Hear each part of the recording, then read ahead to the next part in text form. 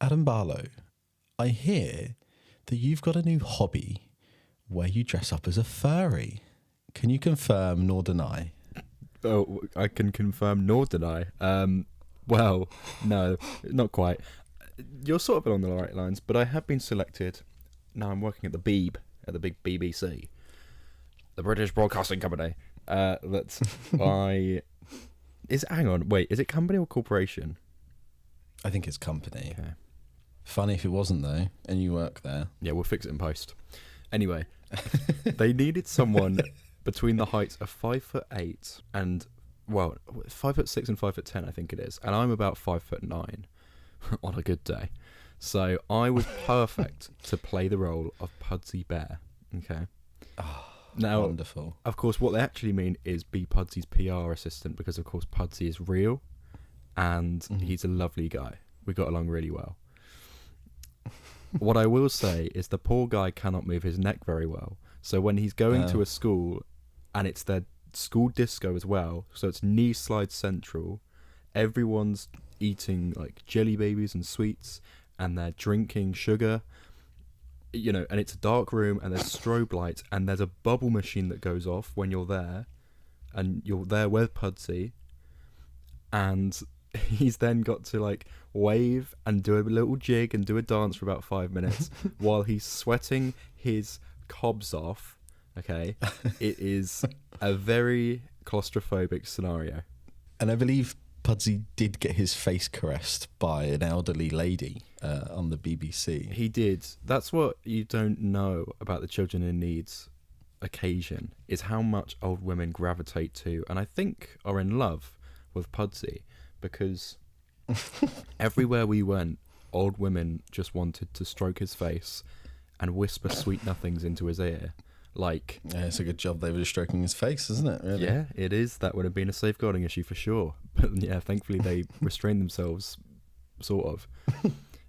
Yeah, but my goodness, the oldies love a bit of Pudsey Bear.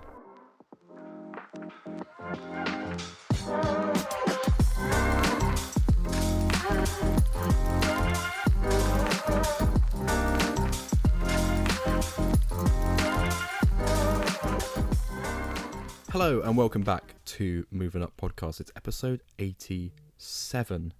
Can you believe it? With your hosts, me, Adam Barlow. And me, Alfie Walker. This bright and early Saturday morning recording for you. It's a gorgeous day outside, isn't it? I can see the sun beaming through your windows. Not here. Oh, is it not?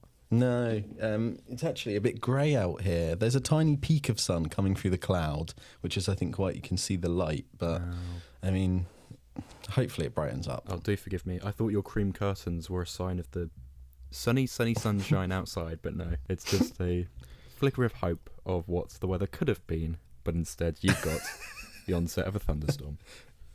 Yes, spot on indeed. This week we are reviewing The Running Man, the new Edgar Wright film based on the kind of Stephen King novel from like 80 something. We're excited. I went to a press screening. Adam went to the press screening. It was a good time. It's the first one I've been to, so we're really excited to talk about that. We are under embargo though, so this is releasing a little bit later than usual. What else are we going to talk about today though, Adam? We're also going to be discussing finally a film I keep teasing you, having seen it at the LFF, and every week I'm like, oh, we're going to talk about Frankenstein today. We're going to talk about Frankenstein. And then we never actually do because we run out of time. But today we actually will be talking about Frankenstein. And if we don't, I give you permission to come to my house, chop up my body, electrocute me, and bring me back to life. That was so partridge. Most importantly, though, Adam, how has your week been? Mostly dressed up as Pudsey Bear, which if you go on the BBC Dorset social media, Adam's all over it. Can't see his face, but you can tell it's him inside that costume when he dances and stuff. There's just something about it. It has your aura. How has your week been working for the Beeb? Blah, blah, blah, blah, blah. What have you been up to? It's been really good this week. I've been busy. I've done lots of side quests, and it's been a bit full on. But on the subject of film, I actually saw Back to the Future for its 40th anniversary, so I saw it in iSense, and it was really great. I don't think I'd actually seen it in full. It's one of those films where if a teacher wasn't in at school, they'd stick on Back to the Future, but being that it's a 2-hour film, you never have time to finish it in an hour long lesson. So I've seen the first half like 5 times, but then not for about 5 or 6 years. So I was a bit worried, like, would it sort of affect the flow and the pacing of the film, having already seen it and sort of be waiting to get past the first hour. But actually, no, I thought it was just such a fantastic watch. It's a classic for a reason, and I'm looking forward to carving out a bit of time, probably before the end of the year, to watch the other 2 films. I know the second one's also held in really high regard. The third one I've not heard much about, but I know they go back to like the Old West, and that'll be quite fun, I think. So I'm very excited to see how those turn out. And yeah, I was glad that it lived up to all the expectations. I think I gave it did I give it 5 stars? I might have given it 5 stars. Yeah, you did. Yeah, you did give it 5. I think it sets out to achieve movie magic, and it absolutely does that. And in a pretty small runtime as well. I really enjoyed it. Great fun. Apparently, there's a West End production of it, like a play of it that they do now. Apparently, that's really good. We met someone in London the other day for a drink that we know, and he used to work in the French version of Broadway. I don't really know what it's called, but he's from France, and he moved to London. We know him, blah, and then he goes to all these shows a lot, and he said he's got quite high standards. And he said this Back to the Future one genuinely is really good fun. I'm sure you've seen clips of it where the car actually goes up and over the crowd. It's really cool. I think I'd love to go see it. Yeah, that does sound like fun. Yeah. Have you ever seen a West End play? No, mate. I don't think I have. Really sad about it. I would love to go see. The main one is Rocky Horror, the Rocky Horror show. I would love to go see it, and every time they do a tour, I kind of just forget or don't manage to get tickets. There's that new Stranger Things one. I'd love to go see Phantom of the Opera. There's so many I'd like to go see, but I just don't get around to it. What about you? Not really. I mean, I know I saw that Tom Hiddleston one at the start of the year, but I don't know if that quite counts. I'm thinking in terms of an actual West End mainstay production, like your Back to the Futures, like your Lion Kings, Charlie and the Chocolate Factory, all that sort of stuff. I remember my mum was really adamant about getting us to go and see one as a family, but actually when it comes to booking it, and you're like, oh, even the cheap seats at the back are £130, and that's exactly why I have never gone. It just totally prices you out. I don't know how people, like musical theatre kids, they've got favourites, they've got a top 10. I'm like, how have you even seen 10 musicals? You've really got to have let alone seen them more than once. It's mad. I mean, I'm exactly the same though. My family's never. We're not that kind of family. They've never been like, oh, let's go see a musical on the West End. We're not that kind of family. But me as an adult on my own and with Jacob, I keep meaning to go, and I really would love. And I mean, Paddington at the Savoy Theatre's just released Adam. Yeah. Doesn't he look cute? He does look cute. It took me maybe a couple of days to come around to it, because it is obviously not as cute as the film version, but I think there's something about him. I think he's a little bit spiky in some ways that I wish he was a little bit more fluffy perhaps, but no, I think he looks very good. And I like all the tweets saying, oh, I'm feeling so maternal right now. And I'm like, yeah, that's a fair reaction.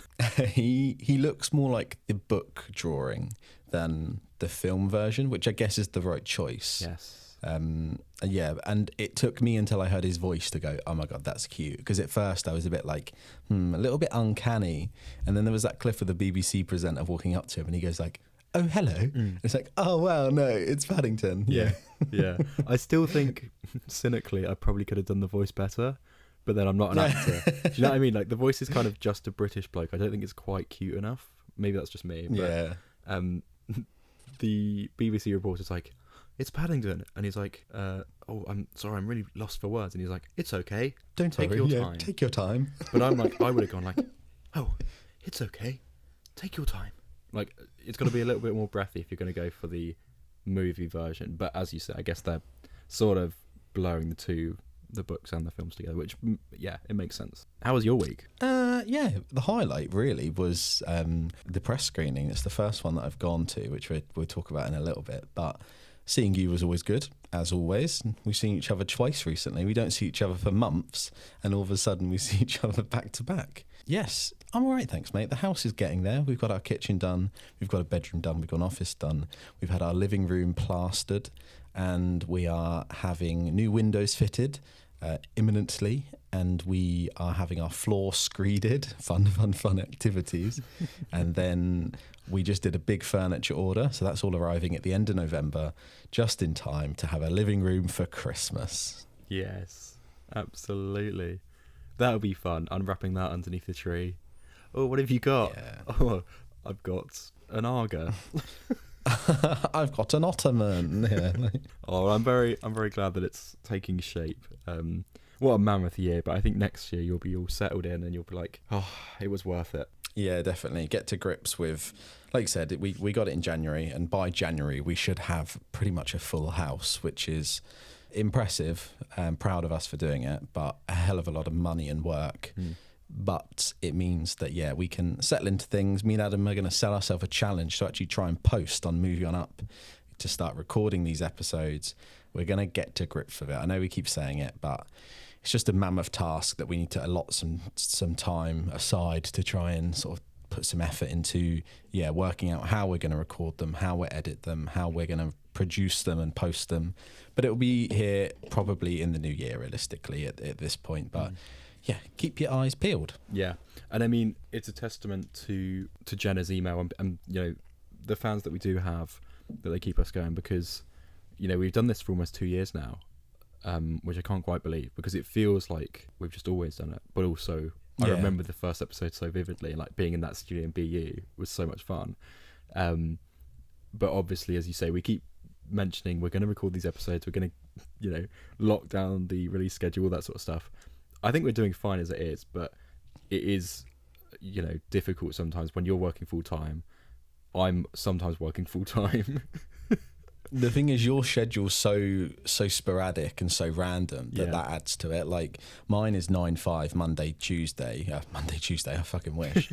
Monday, Friday, which is good for this because it means I can just allot time aside. But if anything else is going on in your life, like this house, it stuffs it up. But then with you've got you sometimes doing a shift at like 4 a.m, 5 a.m. Like, it's busy. But yeah, like I said, we definitely we'll pin it down for the new year. I think there's something to look out for. Yeah, definitely. Right, shall we turn our attentions to the reviews for today? Let's start with Frankenstein.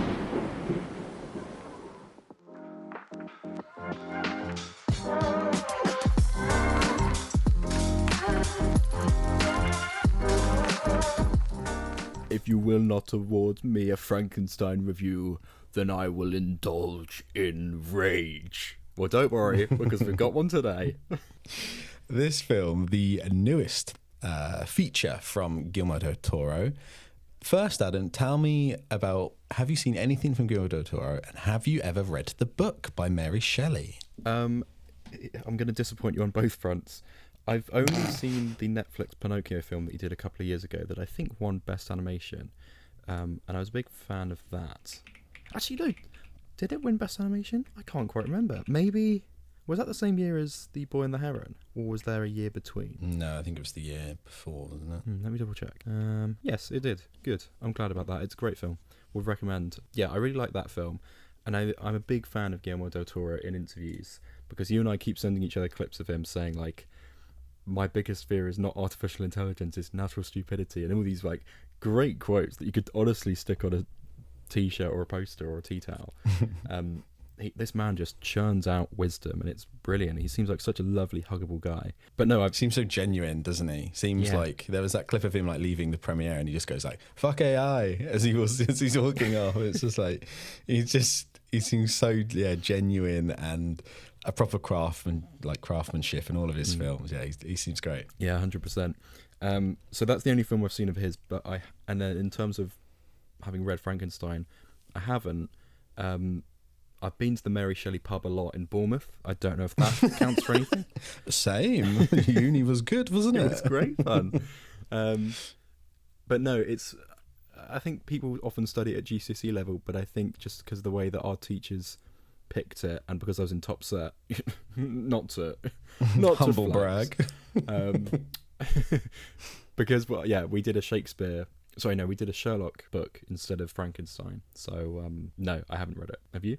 So I started reading it at school. We did read it, and I was in top set Adam Barlow, so I don't know why you didn't. No. I guess you're about 10 years younger than me, though, Or maybe, so that maybe makes sense. Maybe they lied to us and we're actually in bottom set.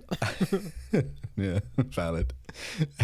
Yeah, we started reading it. I can't remember much of it, if I'm honest, and we never finished it. I think it was half term. We finished and had to start a new book the next term. So yeah, we never finished it, but I remember sort of enjoying it, and the pop culture hold it has on everything is insane. And yeah, the book was released, I think, in like 1918, 1920, something like that. And I think she was 18 when she wrote it, which is baffling.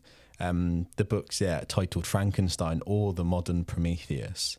I would love to read it, and I'm thinking about heading out today. I'm going to go to town anyway. I'm thinking about buying the book just because I think it really got to me. This film got to me, and if the book's anything like the film, I think I'll be well impressed. So yeah, based on the 1818 novel by Mary Shelley, we've got Frankenstein, starring, most importantly, I'd say Oscar Isaac and Jacob Elordi. Jacob Elordi as the Creature. We've then got Mia Goth in there, and Charles Dance, Ralph Ineson, a couple of others, Christoph Waltz obviously as well. A pretty decent cast. You saw it at the LFF, Adam. So for a start, was that a good experience? Yeah, definitely. Go back and listen to our LFF episodes, by the way, if you haven't already. I discuss how I saw Oscar Isaac's ear and I heard Jacob Elordi arrive. That's all I experienced. I did see Mia Goth, who had a wardrobe malfunction, which was a bit awkward. And because it's quite an open space there, and everyone's sort of up above on the balconies, there's no sort of space you can go to hide. So she had like a sort of backless dress on, and that was like coming apart, I think.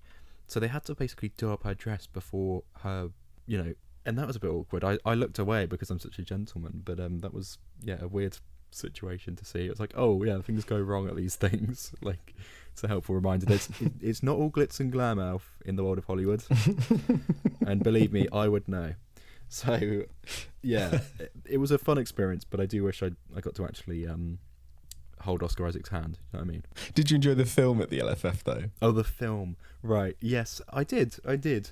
I thought I was really blown away by the detail of it. And this was before we went to see the Frankenstein exhibition, which you must have seen that before, right? So I wonder if that had a sort of different effect. Maybe you were looking out for more details. But I was really excited for this film. I'm a huge Oscar Isaac fan. I think Christoph Waltz is always brilliant. And the first half of the film, I think I really enjoyed.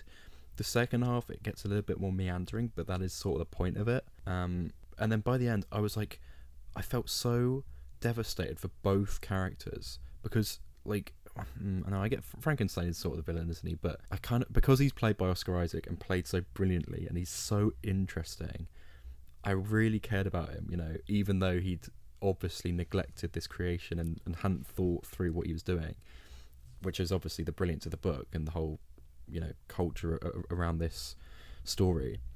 But by the end of it, as you say, I don't think I cried, but I was really I just felt so devastated and sort of tired. I was like, my goodness, what a brilliant, widespread story that feels epic. Like the locations, every detail of the ship and the costumes, it all felt so meticulously crafted.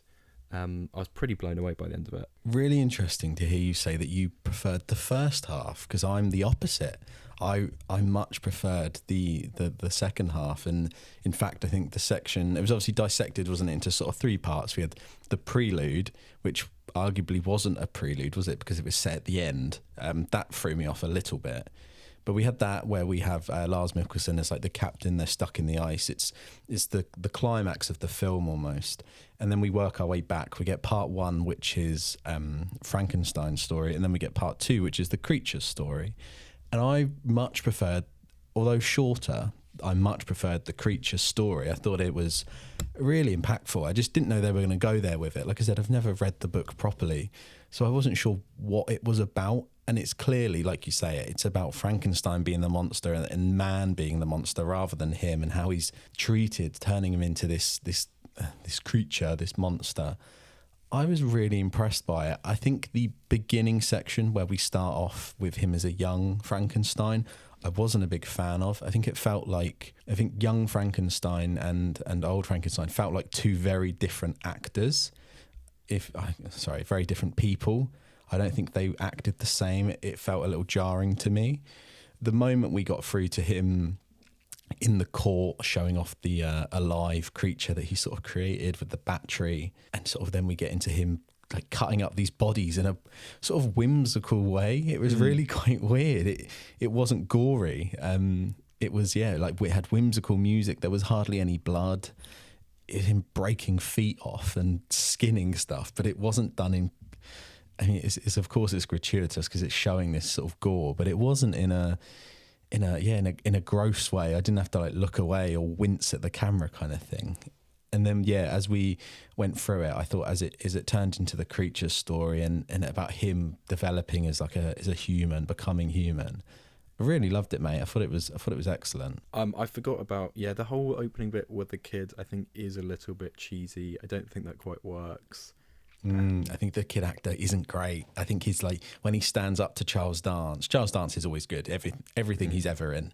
But when he stands up to Charles Dance, he's like, I'm going to be you, but better. It's like, oh, this dialogue's not very good. It made my toes curl. I was like, oh, what's this about? I think I loved how playful maybe the first half was, though, because it is so sort of hammy.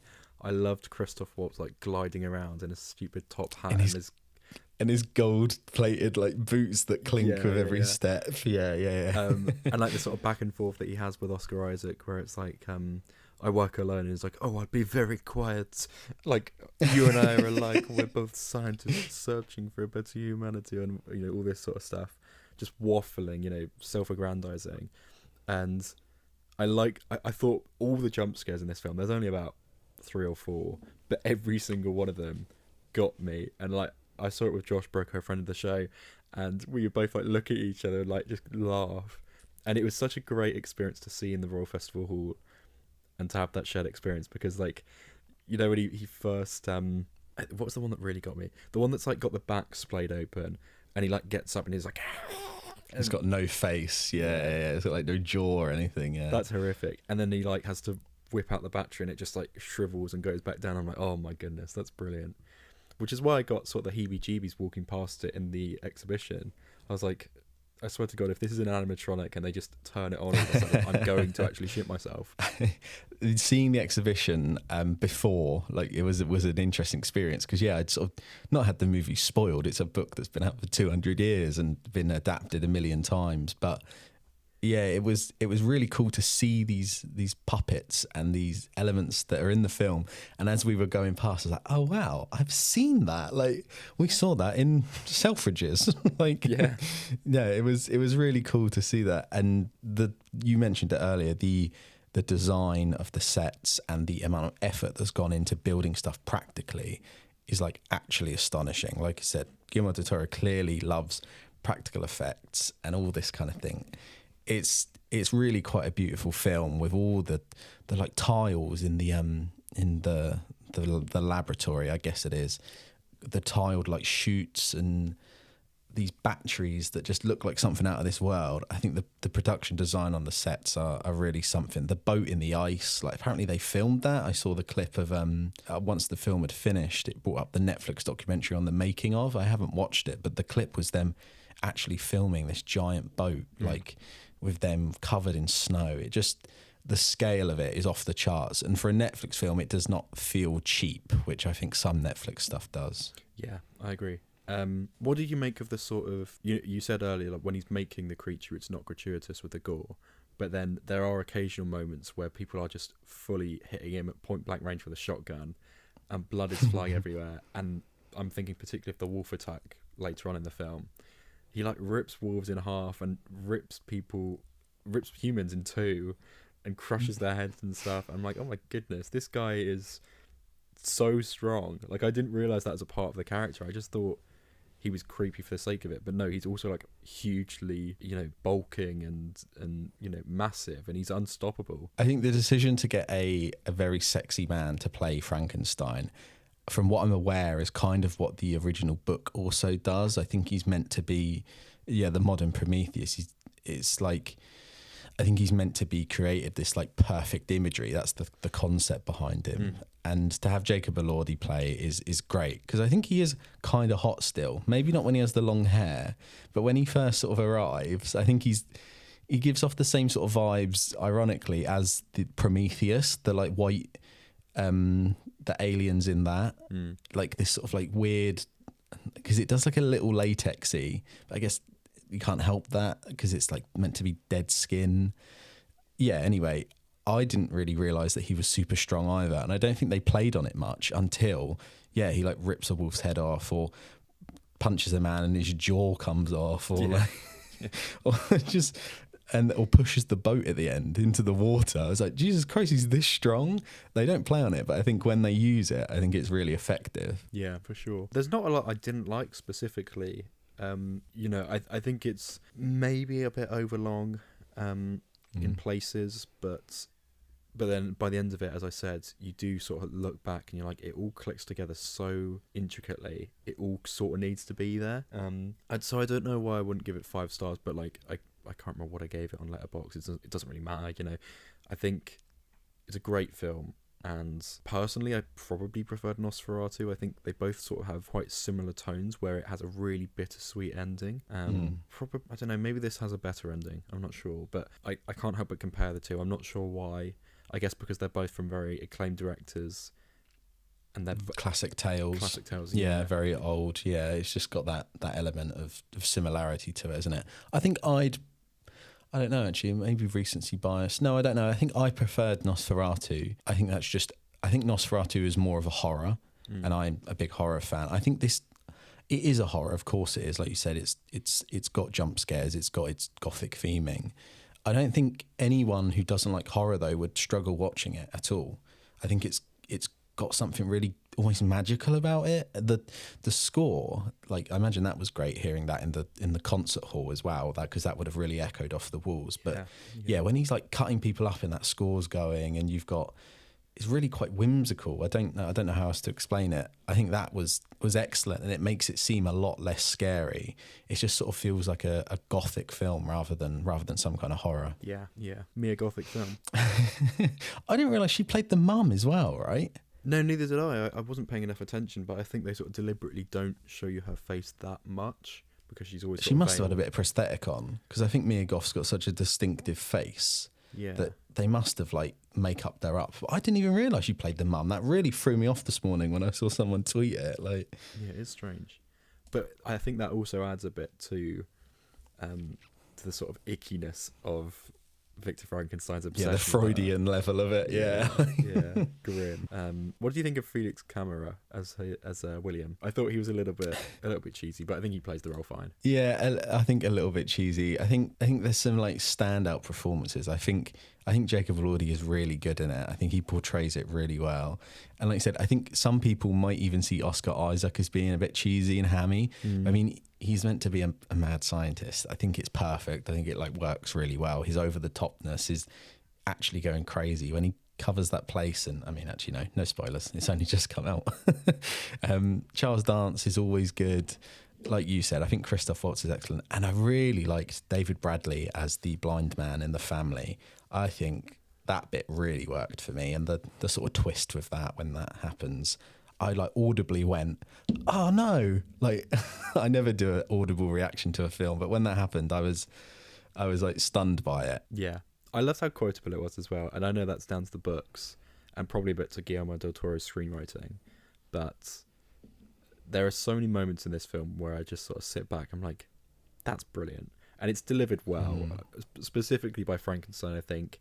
And obviously when the creature does start talking a little bit more to the end, it really cuts. Like, he not only learns the English language, he becomes a fucking wordsmith. Like, he's brilliant. Yeah. Like, he's using words I don't use. Yeah. What's your excuse?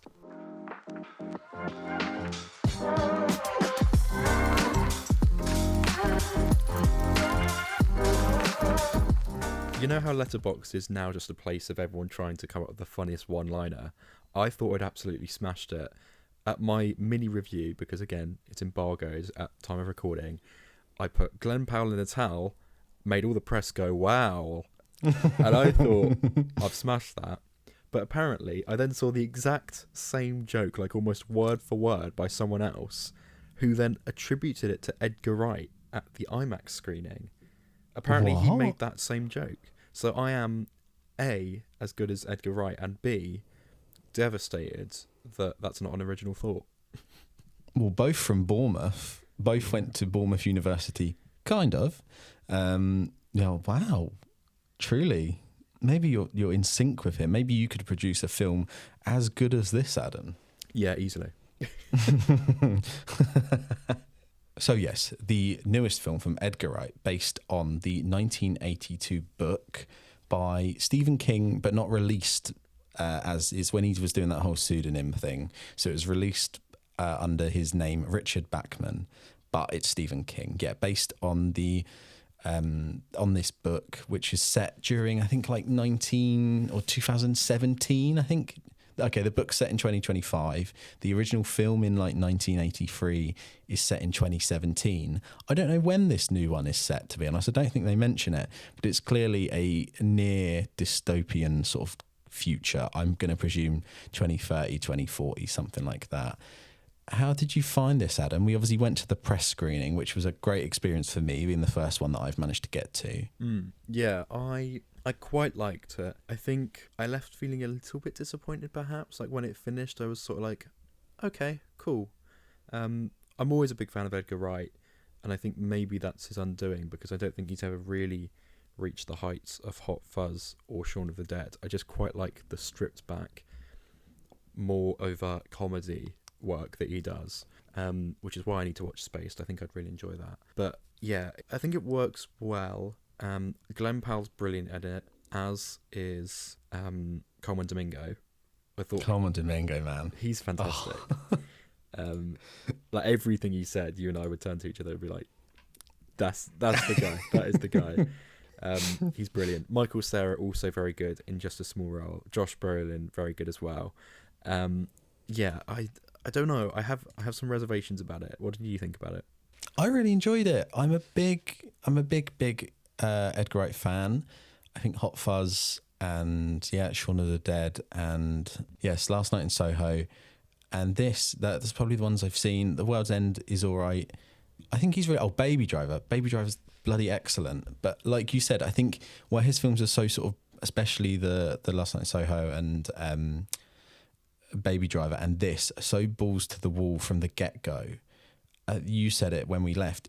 You think it's difficult to sustain the pacing, or not the pacing, but sustain the sort of energy right through to the end and then do anything bigger at the end, which I totally agree with you. I think that was my slight undoing of the film. I think the final sort of 30 minutes, 40 minutes, maybe not that long, probably about 30 minutes. I think it didn't do it for me, but the intro, the sort of satirical nature of it is so on the nose with it. But I mean, go for it. I really, really enjoyed it all the way up until, like I said, the sort of last half hour. Coleman Domingo is, my God, I think he's the best character in this film. He's maybe got, I don't know, 15 minutes, 20 minutes of screen time. Every time we went back to him, I like sat up in my seat. The stuff he was saying, the lines, the way he was dressed each time. So I love that he's so... Coleman Domingo is gay, is a gay man, and his roles are always so overtly kind of campy and clearly gay. Like, I love it. It's nice seeing that in Hollywood. It's really cool to see him be so highly regarded, and he's been nominated for an Oscar like 2 years in a row now, isn't he? I love Coleman Domingo. I think he's absolutely great. And you're right, Glenn Powell was really good.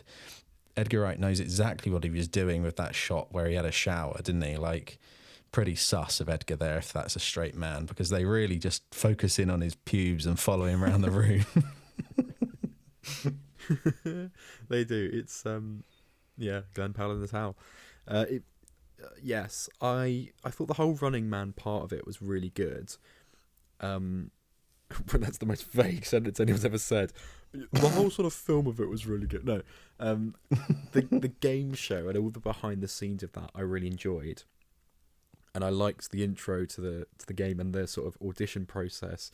I thought that when he left the apartment at the start of the film, he was going to audition for the Running Man. I didn't realise until they all got different coloured suits that, like, oh, they're just trying out to be on the network, not necessarily what specific TV show it is. That's assigned to them. So I thought that added a lot to his character, because I was like, this is a bit reckless if you're going to do that straight off the bat after having said 2 or 3 times in the last 10 minutes, I'm not doing it. I'm not a fucking idiot. Like, and then he goes and does it.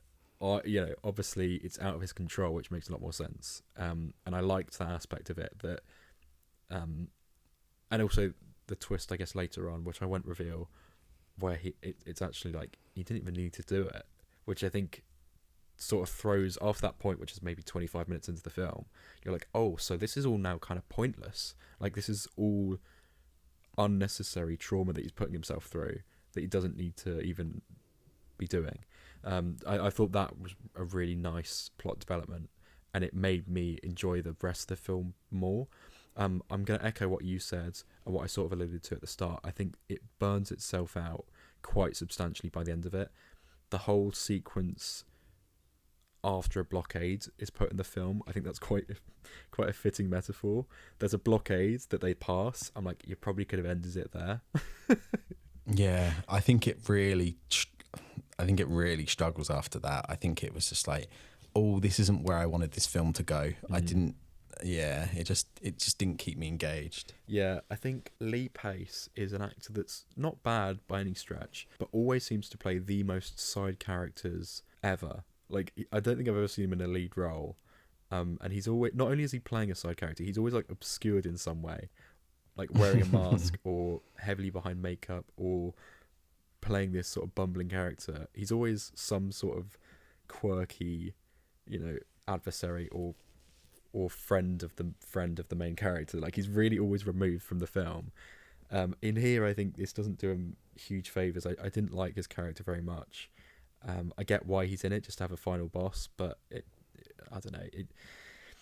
I wasn't bowled over by any of that sort of group that were hunting him down. Really, I didn't really care about any of them. I know you're not really meant to. That's sort of the point. But I kind of wish there was some sort of more final showdown with Josh Brolin's character. That there is, but I think it really is saved for the last shot of the film, which I guess is cathartic, and it's a very Edgar Wright move to do that. But I wish it was a little bit more drawn out and more, you know, able to sort of savour that moment more, I guess. I wish Lee Pace was in it more, or I wish he sort of had been. I mean, if you know who Lee Pace is, you know that he's 6'6" and really slim and gay. So the moment his character appears on the screen, you can tell it's him anyway, even though he's obscured, his voice as well. I wish they'd revealed him a little bit sooner. I would have liked, maybe them to reveal it a bit sooner, or maybe have them as a bit more of a formed group, because there was kind of 2 main henchmen. There was the other guy who gets like stabbed in the Achilles heel. He was kind of also the main one. I kind of wish that maybe there was just more of maybe there was 6 of them, 5 sort of underlings, 1 main guy, and they act as a unit. And then I think it might have had a little bit more impact at the end where the showdown is. It's incredibly Edgar Wright though. Like, you've got the whip pans, you've got the zoom ins, you've got this throwing you about action with every punch you move with their fist, and I think it fits it really well. Like Adam said, there's the scene where they get to a blockade. The bit where I sort of stopped is as soon as we meet the lady. So she's played by Emilia Jones. What's her name? Oh, Amelia Williams. There you go. So yeah, we meet this woman who's, I guess the class divide is kind of like Hunger Games, isn't it? Where you've got the top section, then all the lower people. She's in the top section, and you kind of meet her. And from that moment, I was just like, I don't know what this character is. And she did nothing. There was absolutely no reason for her to be in this film. I don't get why she was there. And I still am confused why she's so prominent in the marketing. She's the 2nd on the cast list on Google. I don't get it. She didn't do anything. You could remove her entirely and it wouldn't change the film at all, I don't think. Like, because at that point, you've already had the sort of reveal of the Running Man's not all it seems to be. So it doesn't add anything. Like, they portray her as a hostage, don't they? Very slight spoiler. it's not needed. I just don't get why she was there at all. Yeah, that was a real weird screeching halt, I think, in the film for me. That whole discussion that they have in the car is written so cheesy, bluntly. I'm like, oh my gosh, really? Like it's like Edgar Wright was ill for a week, and they needed to be like, right, we've got to shoot the next 10 minutes of the film. Is that all right? We need to wrap up. Yeah. We need to draft someone in. He'll be back soon. Just don't cock out. Let's do something safe. And they're like, what on earth is this random like C plot that doesn't even like finish. It just sort of is like, oh, now you're in the mix, and then you're gone again. I'm like, okay. I don't get it at all. And I think, like you said, the dialogue is so cheesy. Edgar Wright's dialogue is never subtle, is it? That's not the kind of films. But I think you've got like Kevin Spacey, problematic, in Baby Driver, and even though, like you said, it's on the nose and it still really works, but I just think it felt really weird. I couldn't pinpoint it down why it felt so different. But that moment in the film, the moment he gets in our car, that's where I was like, oh. I'd like to lap back where you said it felt very Edgar Wright and it couldn't be more Edgar Wright. I actually disagree quite strongly. I think I was watching this and I was really excited to see, you know, in Hot Fuzz, like he's got loads of creative transitions and, as you say, whip pans and like a real kinetic energy to the camera work. I don't think that was here at all. I thought it was shot in a very boring way, I want to say. Maybe I wasn't paying too much attention in the action scenes. I think they were fine. I think the fact that I don't have anything to say about it is probably a criticism in itself. But I think specifically the first sort of 20 minutes of it, when it is setting up the film, and I get that's integral for the emotional, you know, center of it, that was needed. But I thought the dialogue mixing was really weird. Like I really struggled to hear what he was saying to his manager at that opening scene. I didn't quite get what was going on. I think there's two moments at the start of the film where they kind of do these quick cuts where it's in Glenn Powell's, in Ben Richards' head. He's like, oh, I'm going to slam his head down on the desk. And then it cuts back and he's like, oh, he's not done that. I thought that was a little bit jarring, but at least did feel like an Edgar Wright kind of move. Like that was quite funny. I wish there was more of that, like more sort of shock moments. Did it twice, I think, didn't they? Yeah, and then like never again. I was like, that would have been really great if you did that at the end of the film in some way. That would have made more sense. But I think the fact that they never returned to it and did it twice and quite close together, if I recall correctly, it almost threw me off a bit. I was like, oh, that didn't quite make sense, and I'm not quite sure why. But yeah, it's weird that wasn't a more consistent part of the filmmaking. Anyway, I do just think when he's walking through these very sci-fi-esque, it felt quite Star Wars-y at points, I've got to say. Yes, which I did like. Well, like the sliding doors and everything's always steaming from something, and like radiation's a real issue with it. Like, yeah, I just found it weird how, for such a quirky world, it almost didn't feel that quirky in some ways, and it felt quite safe. And I think if you got me to watch this and didn't tell me who directed it and asked me, I wouldn't have said Edgar Wright. I would have said, really? Wow. I don't know who I would have said. I don't think there's any distinctive style here, I'm afraid to say. I wish Michael Cera had a bigger role because I thought his whole scene was really good. And his mum, that was hilarious. I was really Oh my God, how can we forget about that? My God, we were the only ones laughing at that though, I think. Yeah. I don't know why that got me so much. It was so that was quite Edgar Wright, I'll give you that. But I was like, think what's going that's on it. here? That whole scene, because it's towards the end of the film, I think that's potentially what's closest in my mind to what's Edgar Wright. Because I think the whole bit of Michael Cera, the Home Alone house going off, him running, and then this car chase, that's all very, very Edgar Wright, I think. I think that is. Yeah. I think maybe that's what's in my head saying that the film was like that, because I think each set piece picks up and will have a really Edgar Wright moment where you've got zooming into his foot on a pedal or something just a bit chaotic and whip panny and crashing and going on. And yeah, I think there's just individual moments that are like that. And that whole scene with Michael Cera's character and his mum, the laugh on that woman is insane. We were rolling, and like We were laughing so much. Now, when you hold a laugh in, the chair starts Yeah. vibrating from Yeah, where yeah. you were. Our seats were doing that. It was so funny. We genuinely were the only two laughing at that. And we were Yeah. not only laughing, we were really properly like bent over, like so wacky. It was so outlandish. Like her laugh. Like She was the most villainous character I've seen this year. Like, ridiculous. she is the Mad. villain of the film. Like, And she was like, let's kill him. What? Yeah. I've got to say, I think that's maybe where the film peaked for me. I think that sequence that's, maybe 10 minutes, that was really great. And largely due to Michael Cera's involvement. You can tell that he's got a great connection with Edgar Wright, and it's a brilliant reunion for them. I just wish that there was more of that, I guess. And yeah, everything after that I just felt a bit underwhelmed by. The twists and the turns sort of kept you on edge, but by that point I feel like it sort of pulled the rug one too many times, to the point where I'm like, okay, I've lost a bit of interest now. And I don't want to evoke its name, but Red Notice on Netflix did a similar thing, where it's so twisty and turny, you're a bit like, you know what, actually I don't care anymore. Like, you sort of feel a bit cheated by the whole film rather than the characters. Which is not a good place to be. And I think it's been a while since I saw Baby Driver, but I think I had a sort of similar reaction to that, where I was like, that goes to such a length to really pull the rug out from the audience and, you know, the character of Baby. It sort of becomes quite depressing to watch. I didn't like how battered and bruised the character got. And I didn't really think he recovered it. I don't know. I don't think it needed to go to the length that it did. It didn't need to have the grand finale that it gives it. It didn't quite work for me. I think the last half hour really took away from it. I totally agree with you where you've said the final bit with Michael Cera kind of could have been the finale if that had gone on a bit longer and that had maybe just evolved into the final scene with the hunters and fighting, and then the whole the Josh Brolin bit where he goes back to the studio.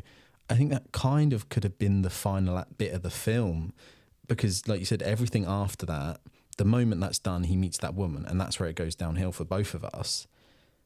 I think you could have potentially cut that and just sort of molded that end bit into that, having that final showdown in that crazy house with Michael Cera being there a bit longer, maybe extending that car chase a bit. I think that could have maybe been the final act of the film, and it would have worked a bit better.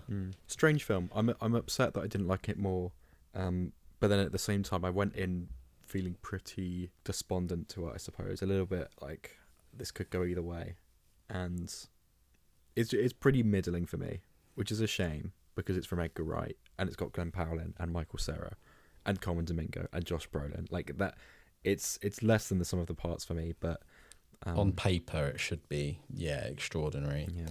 Gutted there wasn't an Arnie cameo. I know there was on the dollar bill, which is excellent, because he obviously plays the running man in the '86 film. I don't know if you caught that. That's why everyone laughed when he showed up. But there's a bit where Brolin's like, "You can meet the president," and I was like, "Oh my god, he's totally going to be the president, and we're gonna see Arnold Schwarzenegger in this film." It never happens, so don't get your hopes up. Yeah, missed opportunity there.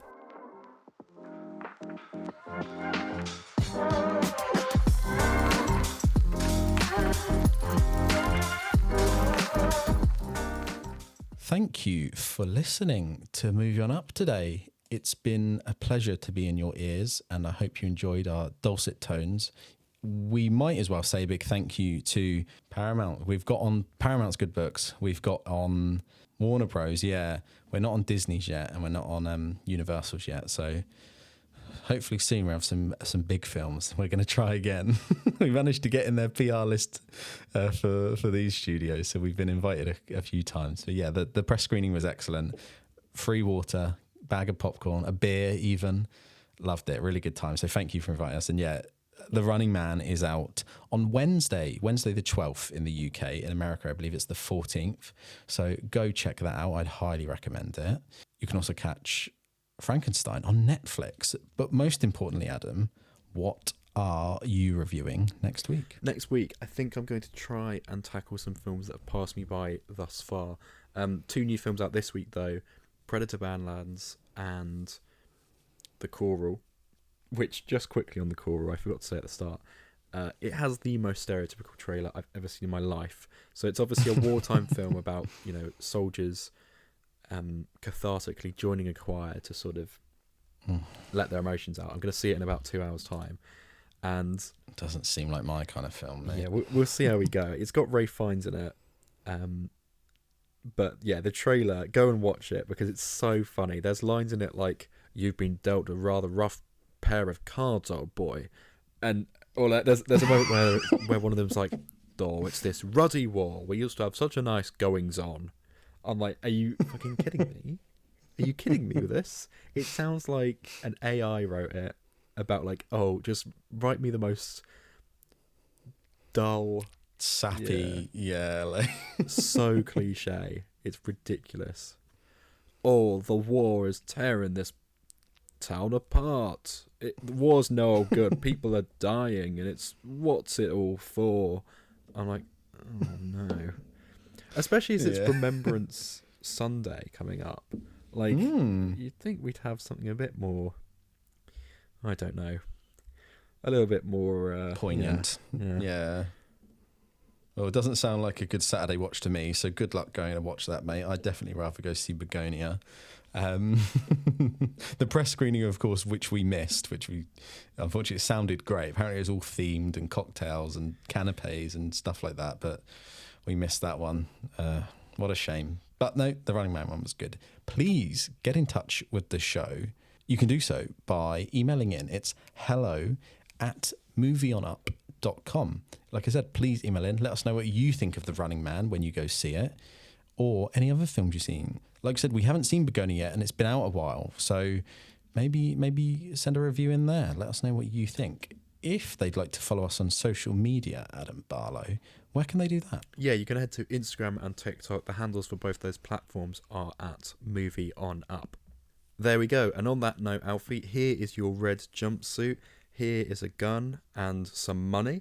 You've got 24 hours, and then the whole of the UK is going to hunt you down. Bloodlust is our birthright.